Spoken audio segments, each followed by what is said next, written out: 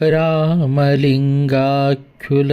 చాల ప్రేమ శిష్యుడనగ పరదేశికాచార్యులతని భక్తుడగుచునొప్పును నాగనయన గుడగుచు కల్పనాతీత యోగాత్మ కేవలాత్మ.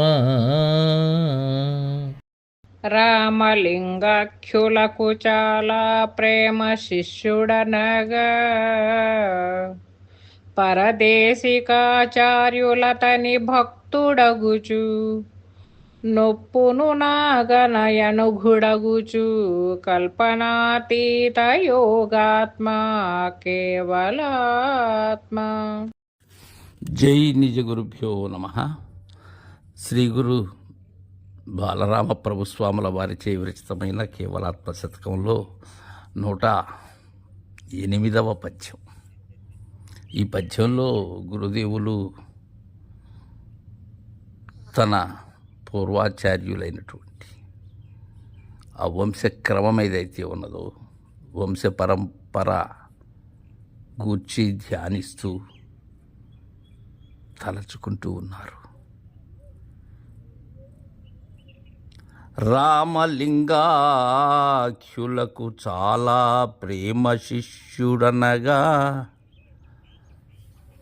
రామలింగాఖ్యులు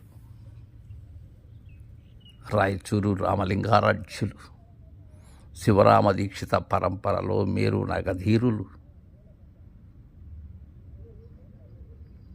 వారి శాఖ చాలా విస్తృతమైనది. పరిపూర్ణ బోధను జనబాహుల్యానికి అందజేయటంలో చాలా గురుసేవ కావించినటువంటి మహనీయులు వారు రాయచూరు రామలింగారాధ్యుల వారు. వారికి ప్రియమైన శిష్యుడు అనగా రామలింగారాధ్యుల యొక్క కృపను పొందిన వారి కరుణామృతాన్ని గ్రోలినటువంటి శిష్యుడు ఎవరంటే శిష్యుడనగా పరదేశికాచార్యులతని భక్తుడగుచు. ఆ రామలింగారాధ్యుల వారి శిష్యులే పరదేశికార్యులు. పరదేశములో వసించినటువంటి వారు. మనం 106లో అనుకున్నాం. బట్టబయలైన పరదేశమిట్టిదనుచు ఎరిగినటువంటి వారు పరదేశికాచార్యులు. అతని భక్తుడగుచు ఆ పరదేశికాచార్యులకు భక్తి ప్రపత్తులతో సేవ చేసి శుశ్రూషలునర్చి వారి దగ్గర ఉన్న ఉనికిని అందుకున్నటువంటి మహనీయులు ఎవరు? నొప్పును నాఘన ఎనగుడగుచు. అలా భక్తుడుగా ఒప్పబడినటువంటి వారు, ఒప్పిదమైనటువంటి వారు, ఒప్పుల కొప్పైనటువంటి వారు. అనగుడగుచు అంటున్నారు బాలరామ పండితులు వారి గురువు గారైనటువంటి నాగనార్యుల వారిని.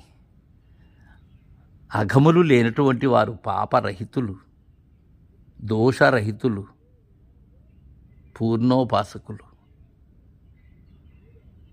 పాపనాశనమైనటువంటి వారు ఎవరు? ఆ నాగనార్యులు.